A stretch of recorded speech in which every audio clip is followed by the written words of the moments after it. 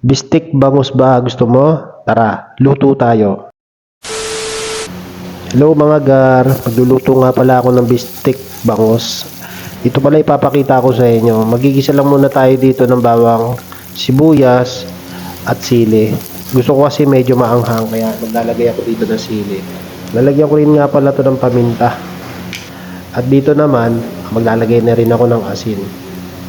Dito nga pala ako magtimpla. Lalagyan ko rin yan ng konting asukal para naman may tamis ng konti. Tulad ng tamis ng pag-ibig mo.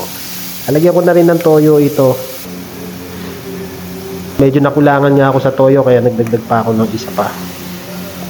Ayan, naikos lang tayo ng konti. At dito, nagdagdag din ako ng mga kalahating baso ng tubig. At ito nga pala yung ating bangus na gagawin natin bistek.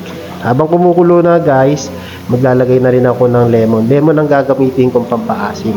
Wala kasing kalamansi dito. At dito naman, ilalagay ko na yung ating piniritong bangus. Ayan. Habang kumukulo yan, at tatakpan natin. Fast forward guys.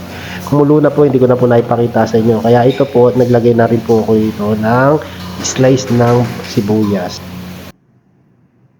Dito naman po guys ay magpe-plating na po tayo. Ito na po ang ating bistek bangus.